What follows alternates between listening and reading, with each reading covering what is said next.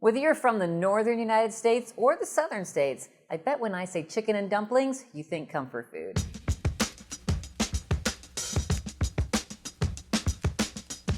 Traditionally, when you made chicken and dumplings, you stewed a chicken in a pot of water and made a broth, and that broth and chicken became the stew. But the only problem with that is that the chicken then lost all its flavor to the broth, which was super tasty, but the chicken not so much. So I use a shortcut, which actually helps us give even more flavor because a rotisserie chicken has tons of flavor. It's already cooked, so you don't even have to worry about that step. And I'm going to use really good chicken broth, so now I have the best of both worlds.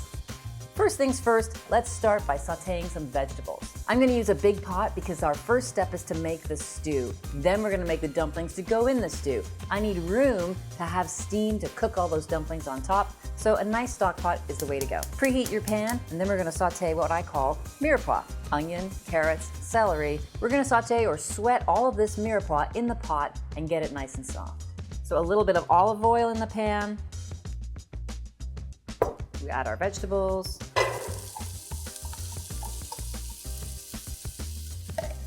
We'll give them a stir.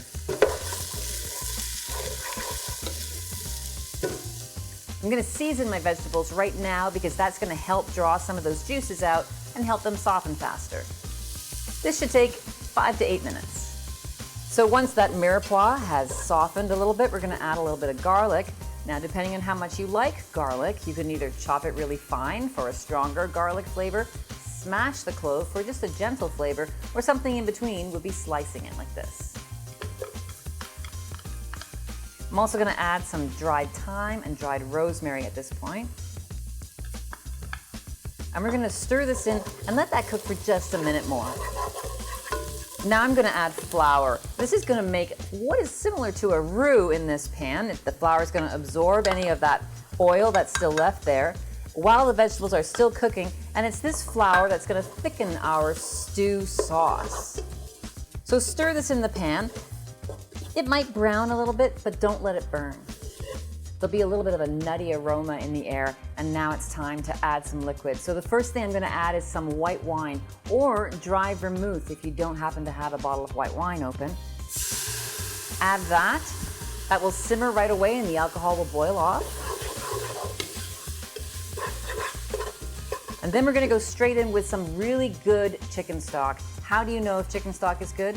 Well, look at the color of it for one thing. You want to make sure that it has a decent brown tone to it. If it looks like just dirty water, that's not good stock.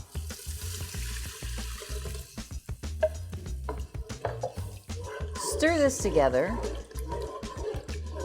And we're going to see this thicken just a little bit as it comes to a simmer.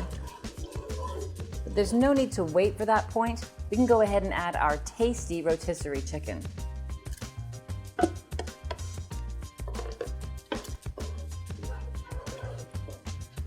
So this is going to form the basis of our chicken and dumplings. This is the chicken stew portion. Chicken stew doesn't take that long. Let this simmer for 15 minutes. That's just enough time to clear up and start our dumpling dough. To make dumplings, you could use a quick biscuit mix. Make those biscuits and then just doctor it up with some lemon, some chives, or if you want to make them from scratch, it's really easy.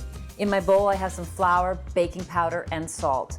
I'm going to add some butter to this. It's room temperature. I'm going to cut this butter, so to speak, into the flour using the best tools you have in the kitchen, which are your hands. So give them a wash and then go ahead and pinch this butter into the flour until it feels like small crumbs.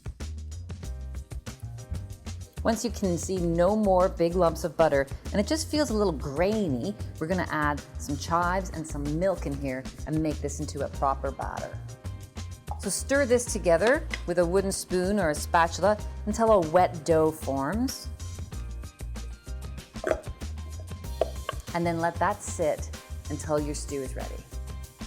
So your stew is ready when it smells great, tastes great, and the sauce has thickened a little bit.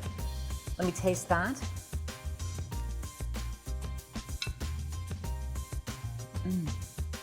See, now that is so good because the chicken was so tasty and the broth was tasty. I don't think it needs anything else. So now's the time when we make our dumplings. I'm gonna grab a spatula. This dough should be wet enough that you really can't handle it. You're gonna need tools to do so. We're gonna just take lumps of this dough and drop it into the stew. Now this is just one type of dumpling that you'll see in chicken and dumplings. It's sort of what you'll see in maybe the northeastern United States. In the South, they have rolled dumplings, which is more like a dough that's rolled out flat and then cut into squares and added to the stew. We're gonna let this simmer with the lid off for about 10 minutes. After it's simmered for 10 minutes, you'll see the dumplings look like this. They've sort of cooked together, but when we go to spoon out the chicken and dumplings, they will separate easily. It's time to cover the pot and let it steam for another 10 minutes. Make sure that temperature is down a little bit so it doesn't get too rough. Steam the rest of those dumplings. They will rise up and be pillowy and delicious. 10 minutes of steaming time should be just enough. Let's check to make sure they're cooked. How do you tell? Well, just give them a little poke with your finger. They should feel firm-ish to the touch. You don't want rock-hard dumplings, but they should feel like they are together and cooked through. Now, all you have to do is spoon it out and serve it up.